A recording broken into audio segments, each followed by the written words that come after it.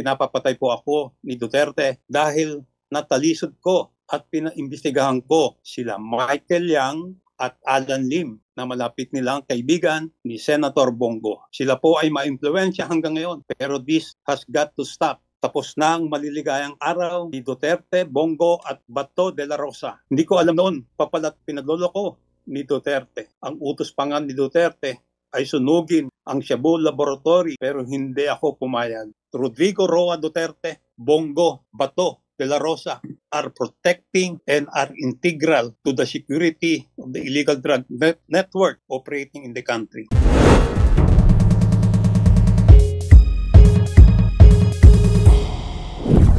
Colonel Eduardo Asierto, are you on Zoom already? Magandang umaga po, Mr. Chairman. Yung aming previous committee hearings dito sa Committee on Dangerous Drugs, House of Representatives, ay nagkaroon ng isang motion na imbitahan kayo, no, na mag-appear dito sa committee ito to shed light on the alleged involvement of a certain Mr. Michael Yang, who was allegedly identified as a drug lord. Dahil meron ho kayong mga interviews, meron ho kayong mga social media posts na kung saan meron kayong binabanggit na Mr. Michael Yang, no?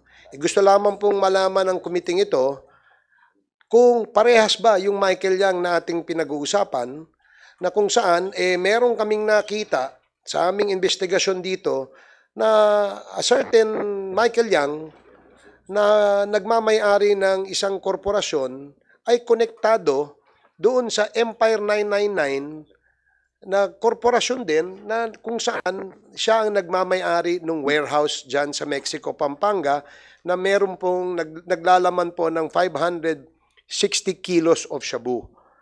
So, dahil po sa information na nakikita at naririnig namin na inyong sinasabi sa inyong mga interviews, gusto namin matanong kayo directly. So, we will allow you to make your presentation and then allow us as well to propound questions after you make your presentations. Okay po ba yan? Opo, Mr. Chairman. Okay, maraming salamat po. So, please proceed with your presentation. Ay, by the way, pwede ho namin kayong i-place under oath para ho lahat po ng inyong sasabihin sa committee ito ay pawang katotohanan lamang po na inyong sinusumpaan.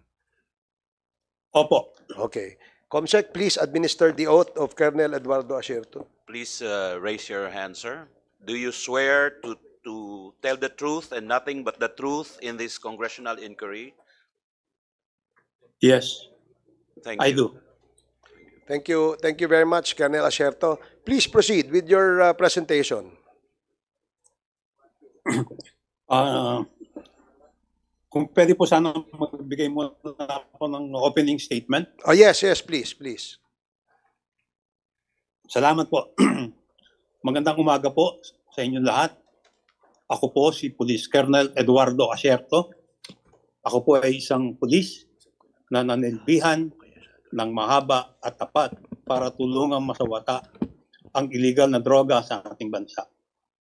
Matagal po akong naging anti-narcotics operative at natalaga po ako bilang Deputy Director ng PNP Anti-Illegal Drug Group at PNP Drug Enforcement Group. Ako din po ang parehong Police Colonel Eduardo Asierto na matagal nang ipinapahanap at ipinapapatay ng dating Pangulong Duterte sa militar at sa kapwa ko pulis.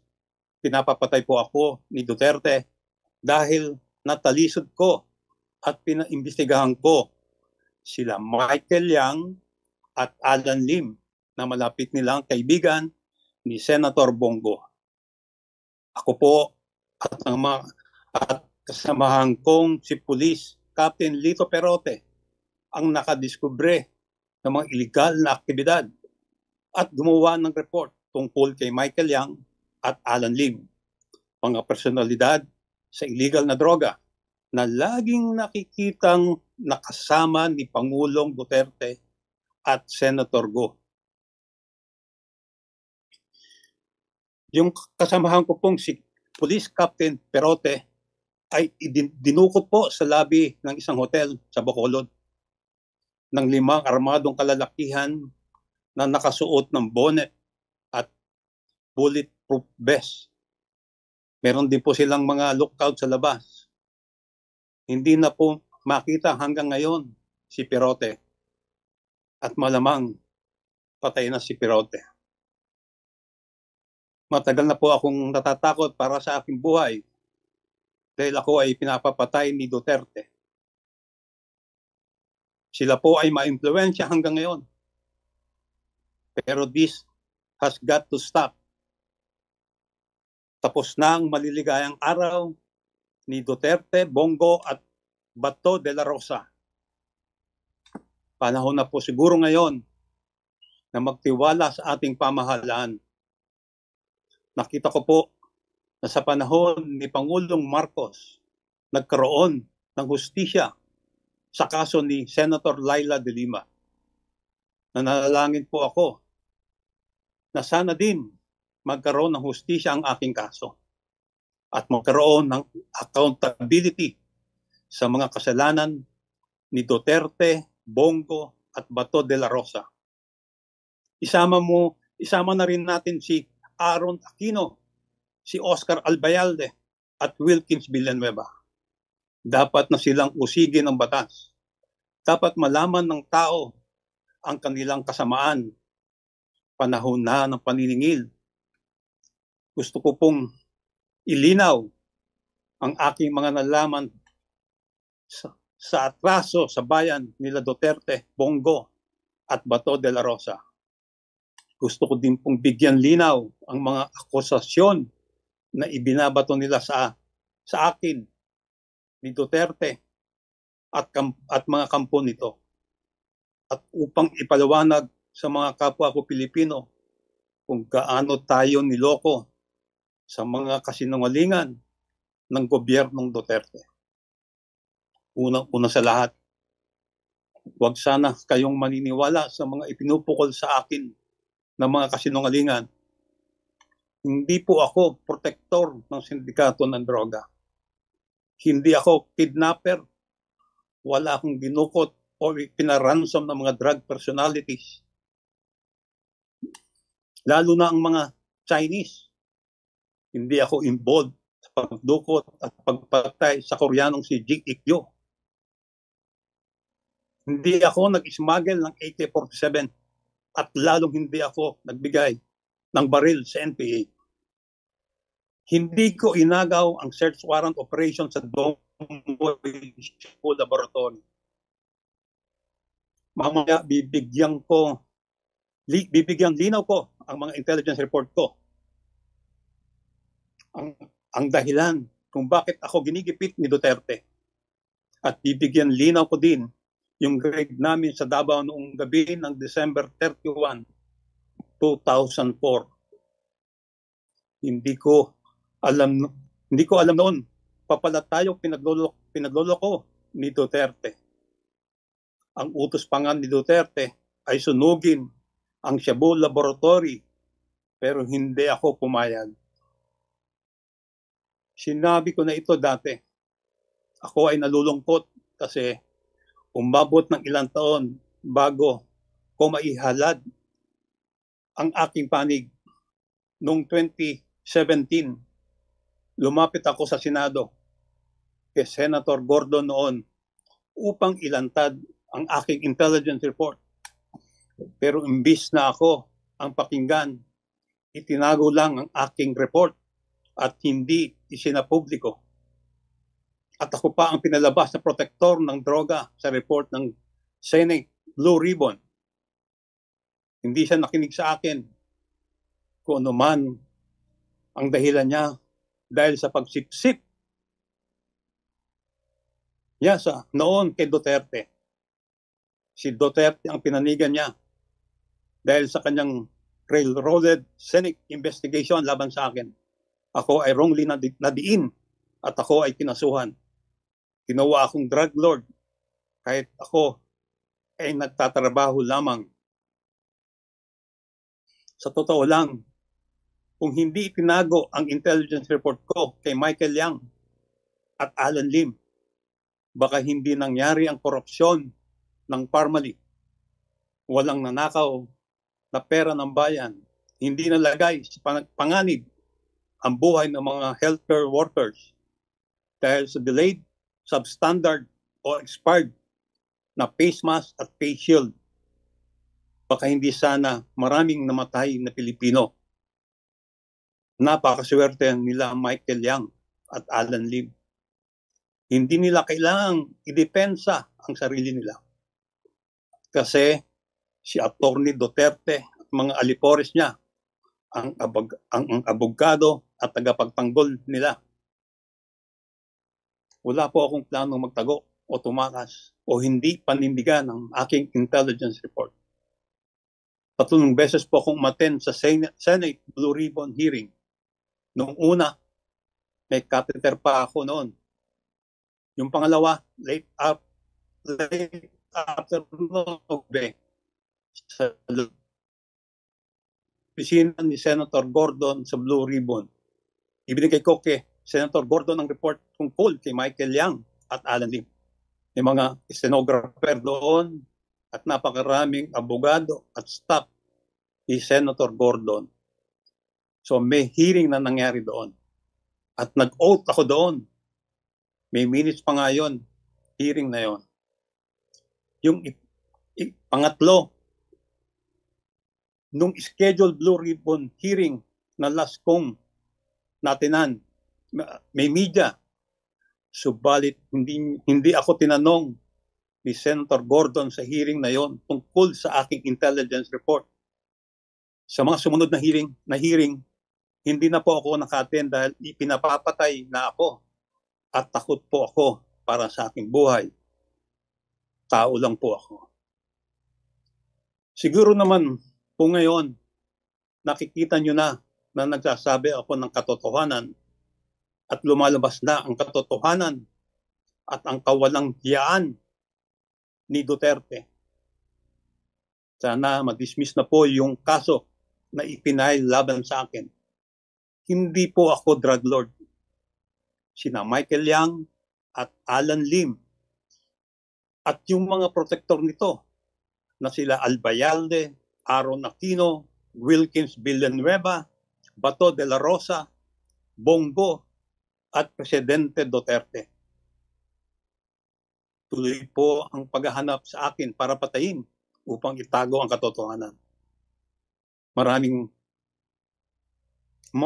mapatay nila ako, pero ang katotohanan ay hindi mapapatay o maitatago. Nakikiusap po ako sa taong bayan.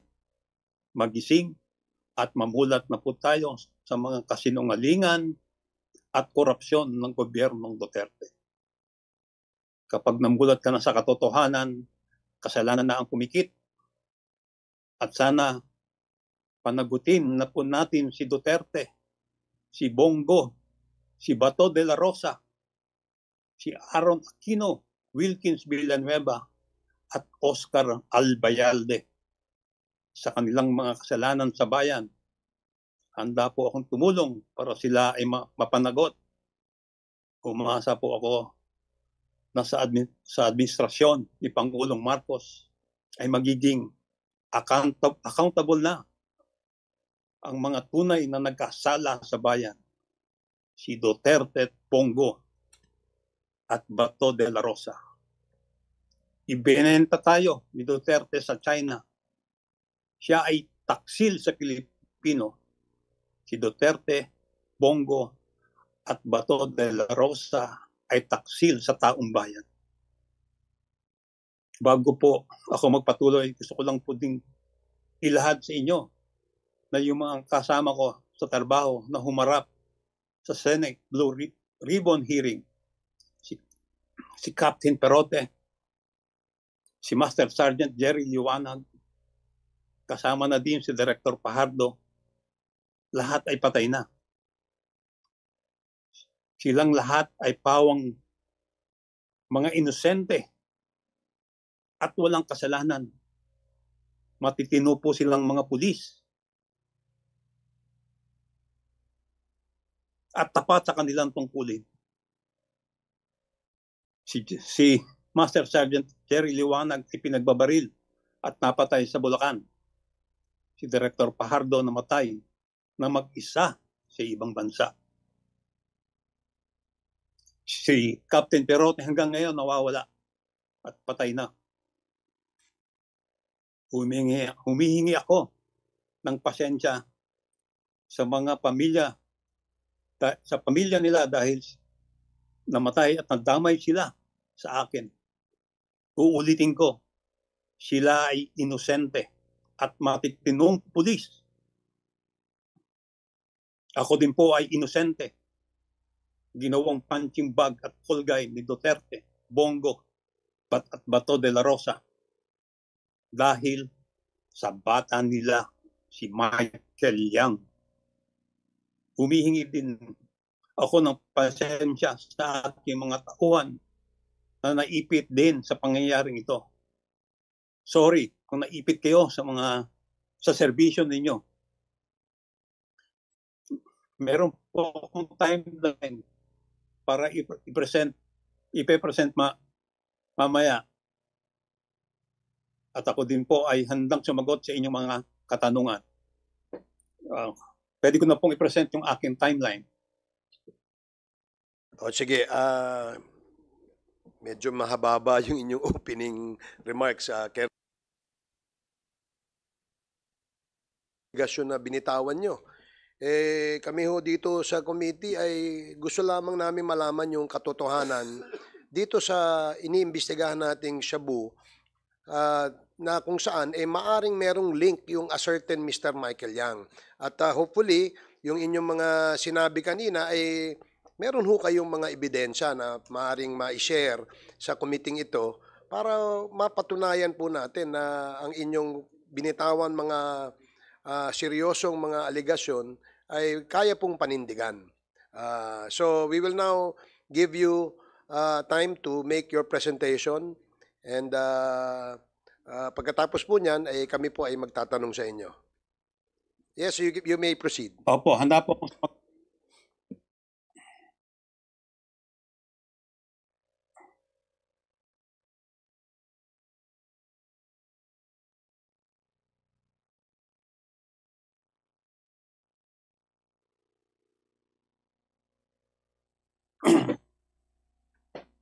Magandang umaga po uli. Ito po yung aking timeline. Sisimulan ko po ito dun sa December 31, 2004 kung saan ni-raid namin yung Shabu Laboratory sa Davao, sa Domoy. Nung panahon na yon, ang identified lang namin ay si Alan C. Kasi siya yung lagi nagpupunta sa laboratory. Si Johnson Chua, na identified na owner at financier, ay hindi namin nakikita na pumapasok sa laboratory. Pero yung bahay niya, alam namin kung saan, sa Davao City. Pero during that time, hindi namin siya kilala.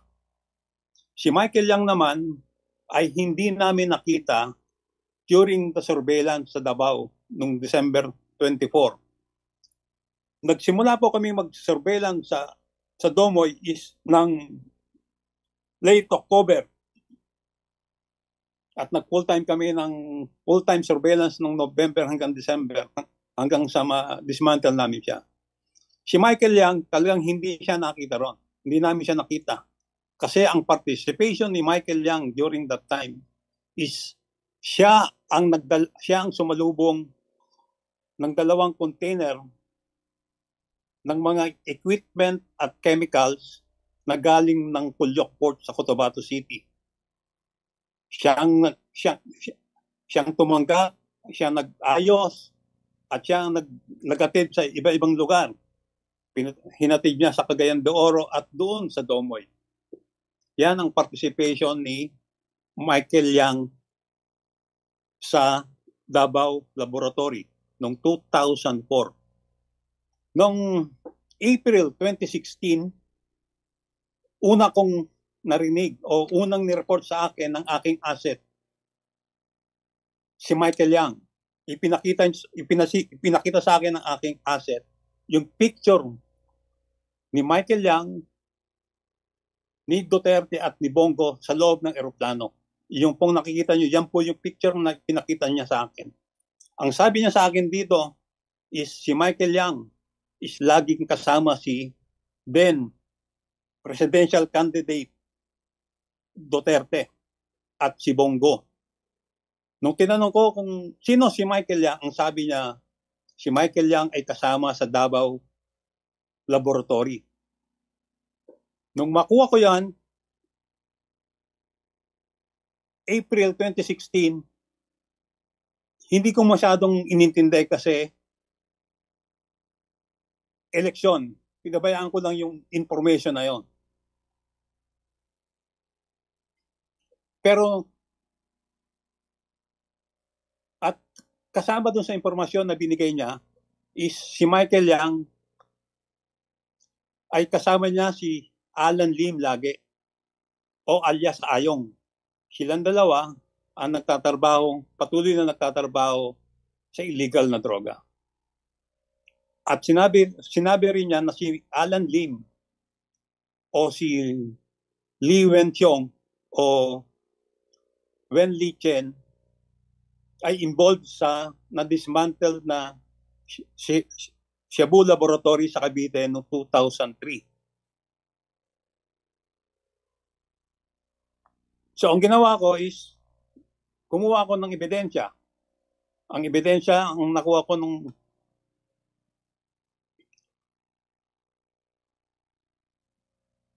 noong November 2016,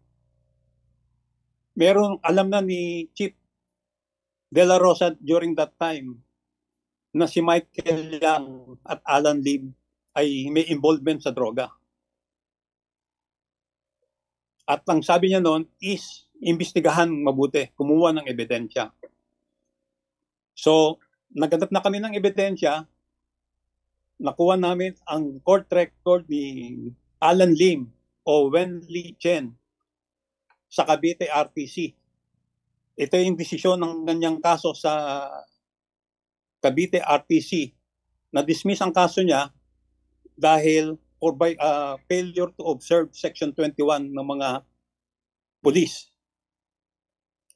At ang presiding judge during that time ay yung NBI director ngayon na si Judge Jaime Santiago. At during sa validation na ginawa ko, inutusan ko si Captain Perote na maghanap ng tao na pwede pang mag-validate doon sa impormasyon na binigay sa amin ng asset.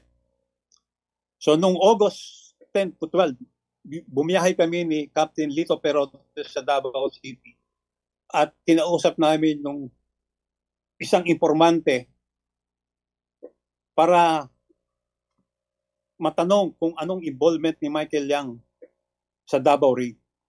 Nakausap namin siya, pinakitahan namin siya ng mga pictures ng iba-ibang litrato ng Chinese at during nung nire-review niya yung mga pictures, itinuro niya, isa sa mga itinuro niya ay si Michael Yang. Pero ang sabi niya, Sir, yan si Dragon. Sabi ko, bakit Dragon ang tawag mo? Sir, may tattoo yan sa likod na Dragon.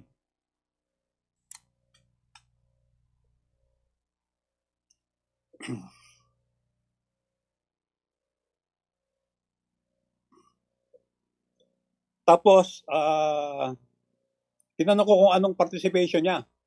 Sabi niya, Sir, yan ang kumuha o tumanggap ng 2 container galing Pulyok ng mga equipment at chemicals para doon sa Domoy at yung iba dinala sa Cagayan de Oro.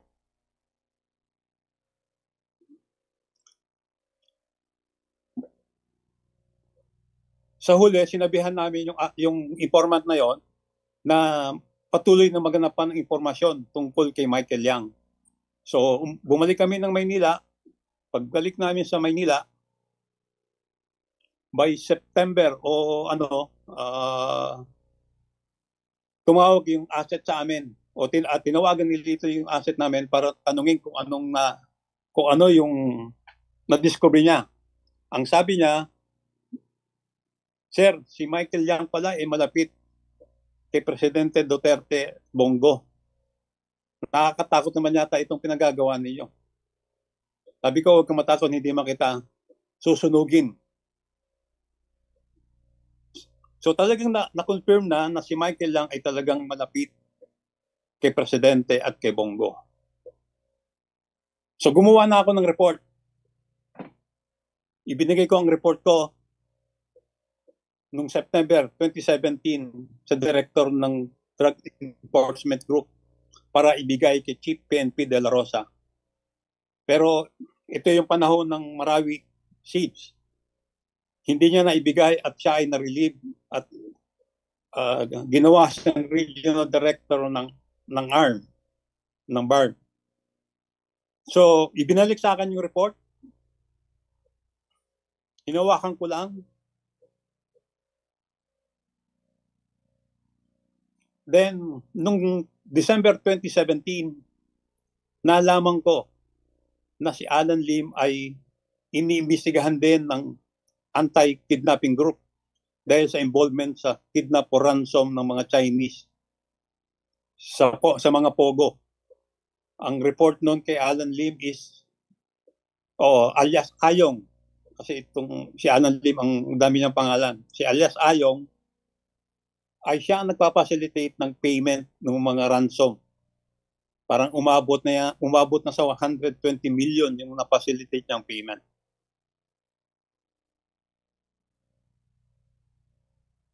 At nung mga second week ng December, nag-report ako, kinausap ko si General Cascolan at inireport ko sa kanya about yung aking report. Kasi sinabi ko sa kanya, mukhang hindi naman totoo yung war on drugs. Sabi niya, bakit? Sir, mayroong drug personality na malapit kay Presidente. Sinabi ko sa kanya na meron akong report at kinuha yung report ko. Ibinigay ko sa kanya the following day.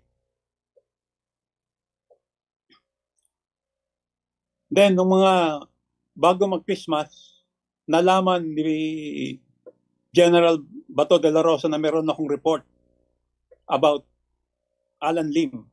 Ipinakuha niya yung report kay General Cascolan. So, alam na ni General Bato de la Rosa bago magpasko ng 2017 ang report ko. Pero wala akong nalaman o wala siyang official na ginawa.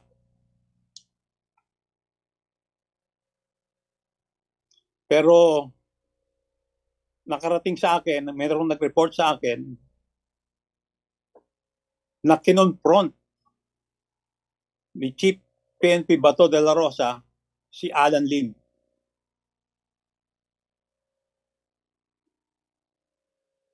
At umamin si Alan Lim sa kanya na siya yung nasa report ko.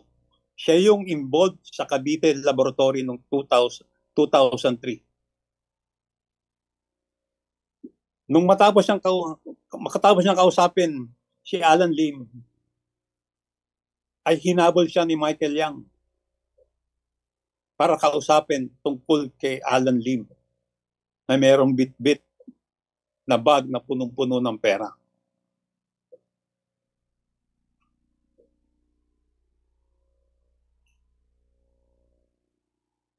Bago mag-New Year, nagbigay din ako ng report, the same intelligence report kay Director Pajardo para ibigay kay Director General Aaron Aquino.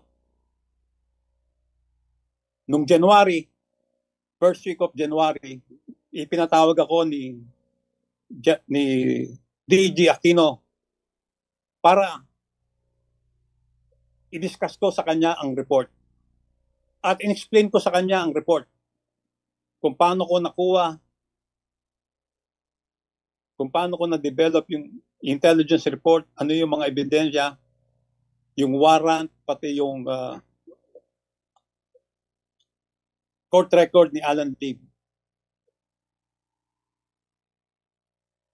At ikinuwento ko sa kanya yung ginawa ni Bato de la Rosa sa aking report. At ang sabi niya is, maniwala kang hindi niya tinanggap yun. Then, nung February 2018, command conference sa Cebu. Gabi, nung tinawagan ako ni DG Aquino para informahan ako na naibigay niya na ang report ko kay Sap Bongo. At ang sabi niya is mag-prepare ako at kakausapin ako ni Bongo. Pero hindi ako kinausap ni Bongo. Walang nangyaring meeting.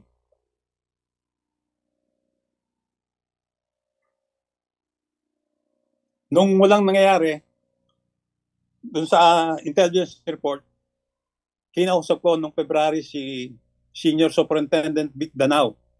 At alam kong malapit siya kay Presidente na baka pwede siya ang magpakita kay Presidente. Kasi ang feeling ko hindi nakakarating kay Presidente yung report ko. So kinausap ko siya, nag-usap kami, binigay ko sa kanya yung report. Sinabi ko sa kanya yung tattoo, yung dragon tattoo ni Michael Yang. At ang sabi niya is, oh sir, meron ng tattoo yan sa likod. Inamin niya na may tattoo si Michael Yang sa likod. Pero wala rin nangyari. Walang feedback sa akin si Vic Danao. Lumipas ang panahon, mabot ng naupo si General Albayalde. Noong May 2018, nakipag-meeting ako kay General Albayalde. Ibinigay ko ang report ko. Ang sabi pa niya, ako, meron ba akong picture dyan? Sabi ko, wala sir. Si Sir Bato lang ang meron. Pero wala rin nangyari, walang aksyon akong narinig. September 26, I was invited sa Senate Blue Ribbon hearing tungkol sa magnetic lifter. October 9, 2018, ito yung araw na ibinigay ko kay Senator Gordon yung report ko na hindi niya inaksyonan o tinago niya. Mas ginamit niya yung white paper na galing sa Malacanang na merong link diagram ang aking team. Noong March 2019, ito na yung lumabas na yung 10 million bounty para sa ulo ko.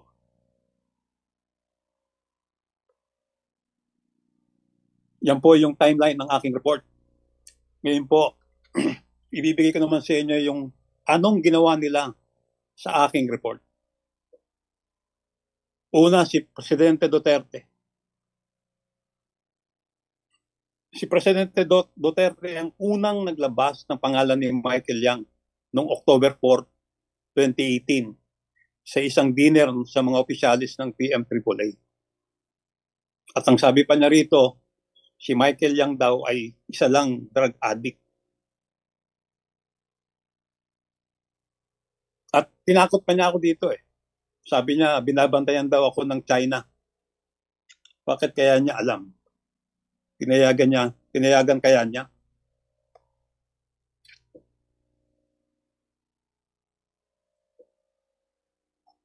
Then, meron siyang okasyon sa South Cotabato. Dito talagang dinaretso niya lang ang militar. Bakit daw buhay pa ako? At kung ano-ano pang sinabi na ni Duterte sa akin dito. Nagbigay daw ako ng 1,000 AK-47 sa NPA. Puro kasinungalingan.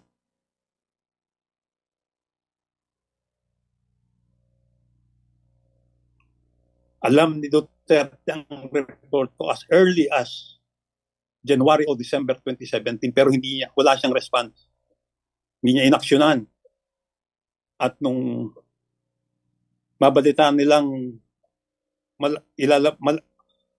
lalabas ang report sa Senate hearing, siniraan nila ako.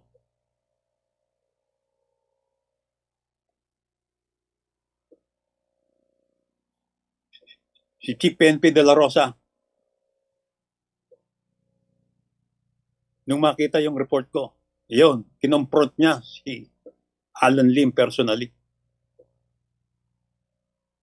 Inamin ni Alan Lim na siya yun. Kaya hinabol siya ni Michael Yang para kausapin. At sabi pa ni De La Rosa na nakausap niya ako noong 2016 about Michael Yang. Hindi kami nag-usap ni Chief De La Rosa about Michael Yang noong 2016. Ni minsan hindi kami nag-usap ni Chief De La Rosa tungkol kay Michael Yang. At wala din siyang ginawang aksyon dun sa report ko. Itinago din niya yon.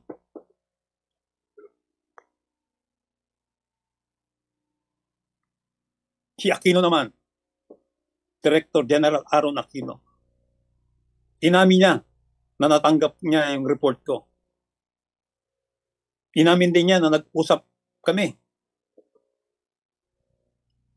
Pero ang sabi niya, nakalimutan niya kung kanino niya ibinigay sa Malacanang. Hindi niya maibigay yung pangalan ng opisyal na nakausap niya sa Malacanang. Nakalimutan niya raw. Napaka-importanting report. Makakalimutan mo kung kanino mo ibinigay. Director General ng PIDEA.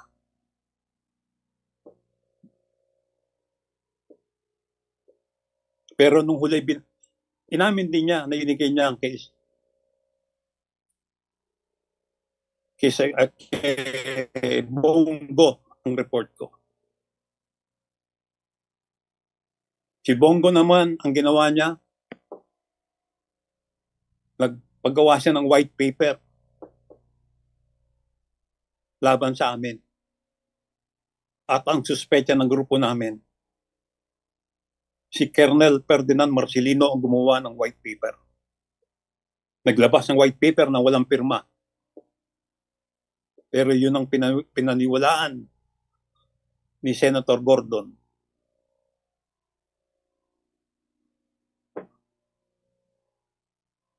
Si General Albayalde, ano ang ginawa niya? Dininay niya na nagkita kami. Yun ang ano niya. Dininay niya. Nung ipakita yung picture sa kanya, umamin din siya. He claims he cannot remember. Pero ayan ang ebidensya, yung litrato. At pinagbintangan niya pa ako na ako na-involve ako sa pagkamatay ng Koreanong si Joe Ikbyo. Pati yung smuggle ng AK-47 ibinintang sa akin. At sinasabi pa niya, bakit hindi ko pa inaksyonan? Meron ka ng report, di mo pa inaksyonan. Inaksyonan ko yung report sa akin, yung information, na-validate ko. Kumuha ako ng report, ibinigay ko sa inyo. Kay Bato de la Rosa, Aaron Aquino, at sa iyo, General Albayalde. Pero wala kayong ginawa. At gusto nyo pang itanggi. Si Wilkins Villanueva, classmate ko ito. Kasama ko nag-operate sa Davao.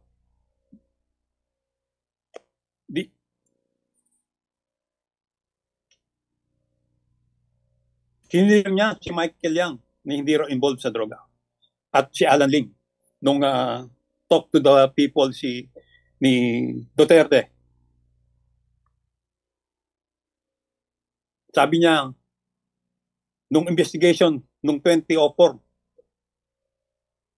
sa Davao, walang Michael Yang. Talagang walang Michael Yang. Kasi ang investigation, surveillance, nag-start ng October, November hanggang December. Ang participation ni Michael Yang sa Davao is yung tumanggap, siya ang nag-receive ng 2 container ng chemicals at equipment nung August. So talagang hindi namin siya makikita. At nalaman ko lang ang pangalan ni Michael Yang is noong April 2016. Si Alan Lim naman, sabi niya, hindi din involved sa illegal drug. At meron daw binigay na certification ng BI. Talagang walang Alan Lim. Kasi ang tunay na pangalan, ang ginamit ni Alan Lim sa Cavite ay Wen Lei Chen. Hindi talagang magtutugma. Tapos, naging expert siya sa photo analysis. Sinabi niya yung picture ng mugshot ni Alan Lim noong 2003 at yung present ng 2016 ay malayo daw dahil lang sa ilong. Hindi sila nag-usap ni Chief Bato de la Rosa kasi si Chief de la Rosa nakausap niya si Michael Lim. Talagang pinagkaisahan nila ako.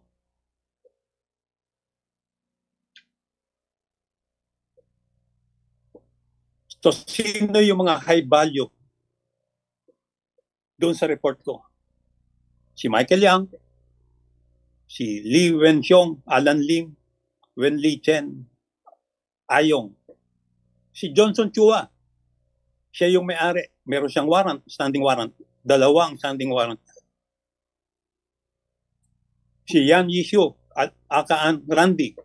Ito yung kasama ni Marcelino na nahuli sa loob ng laboratory sa Santa Cruz. Tinulungan nilang madismiss ang kaso nila. Tinulungan ng Administrasyong Duterte madismiss ang kaso ni Marcelino at saka ni Alias Randy. Ito yung mga taong high value target talaga. Pero wala silang ginawa. So ang aking analysis dito is President Rodrigo Roa Duterte, si Bongo Bato de la Rosa, Oscar Albayalde, Aaron Aquino, Wilkins Villanueva, pinotat binibigyan nila ng proteksyon si Michael Yang at si Johnson Chua at Alan C. 2004 pa lang, protected na pala itong sila Michael Yang at si Johnson Chua. Hindi malayo nakilala rin ni Presidente Duterte at Bongo itong si Johnson Chua at si Alan C. At ngayong 2016 at hanggang ngayon, ang partner ngayon ni Michael Yang ay si Alan Lim o si Li Wenxiong na involved doon sa drug bust sa Cavite. Inimbestigahan ng AKG. At ngayon, lumalabas na involved sa droga, sa pogo at parmali. Ito yung mga taong pinotektahan nila. Ngayon po, magbibigay po ako ng aking obserbasyon at assessment dun sa war on drugs. Kasi ang war on drugs is a cover-up. Yung Command Memorandum Circular number 16 o double barrel. Ang pinakaano lang niya, ito yung pinaka-mission, intent ng double barrel. The PNP intends to equally address illegal drug problems in the barangays and at the same time pursue the neutralization. Dito pa lang mali na eh. Dapat dito prosecution of illegal drug personalities as well as the backbone of illegal drug networks operating in the country. Ang purpose talaga is to address street level addicts, neutralization, again, neutralization of illegal drug personalities. Dapat yan, prosecution. Kasi ang pulis ay may sinusunod na escalation use of force. Talaga ang intent, kumbaga is sa lingwahe ng mga uniform service, ang commander intent ng circular double barrel is neutralization, patayin. So ang Pilipinas ng panahon ni Duterte, ang Duterte drug list ay polluted with discrepancy, unverified accusation at built on unvalidated sources. Hindi po ako kasama sa listahan ng Duterte drug list. Wala kami sa listahan ng Duterte drug list, kami nila Perote, ni Pajardo at ni Liwanag at ang ibang kasamahan ko pa.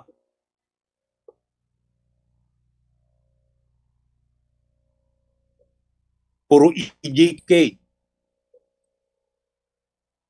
associated doon sa kunyaring linisin ng karsada.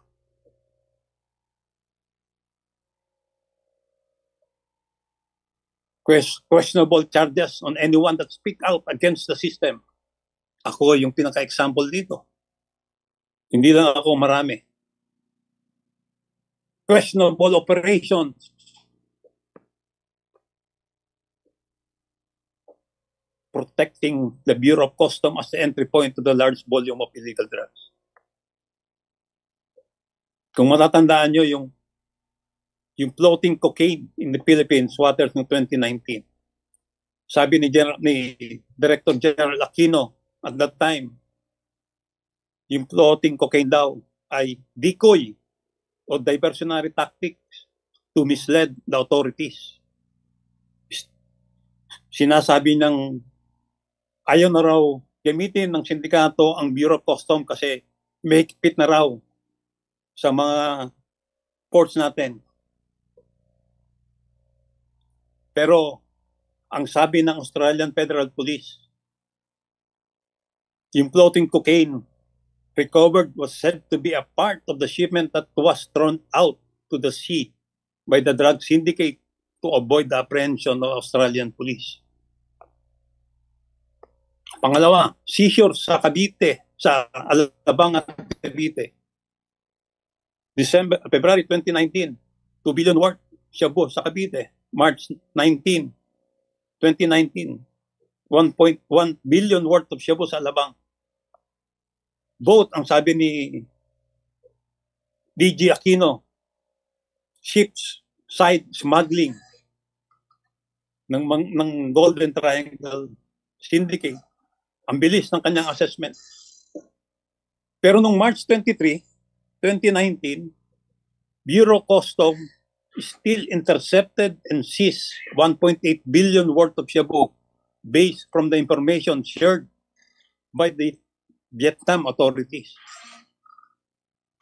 Talagang tinatago nila, pinoprotektahan nila ang Bureau of Customs.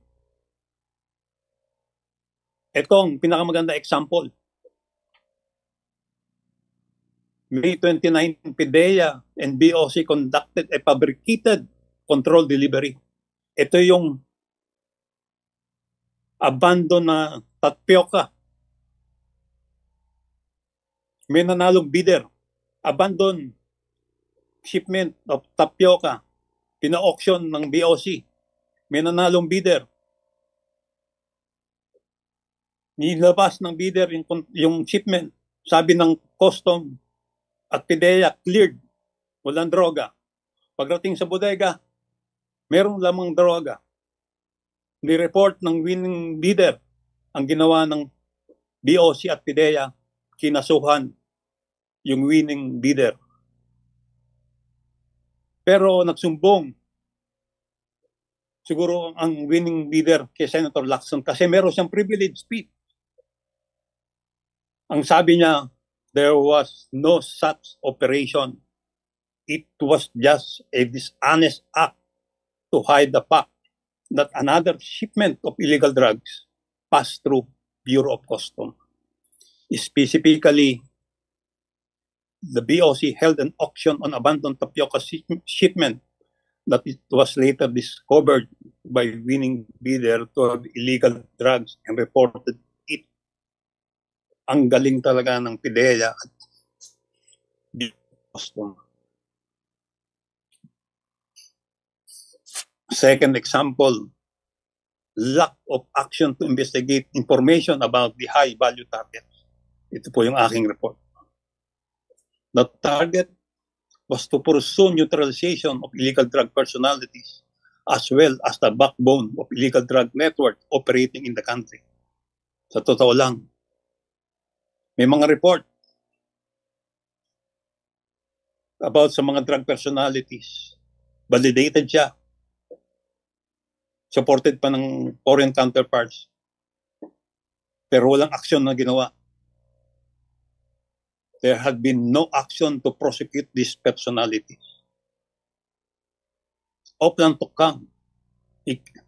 Talagang failure ang Oplan Tokang. Ang namatay is yung mga maliliit na street pusher.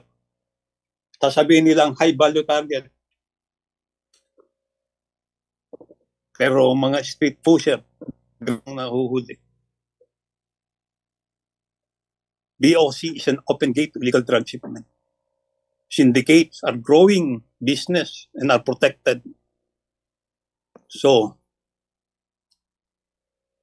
therefore, Rodrigo Roa Duterte, Bongo, Bato de la Rosa are protecting and are integral to the security of the illegal drug network operating in the country.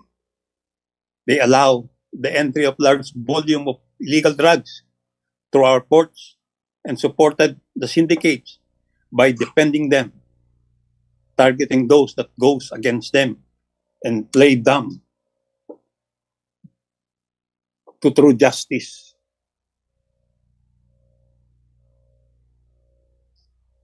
These are my facts based on my personal experiences, information gathered, and assessment as an experienced anti-narcotic operator for 2 decades.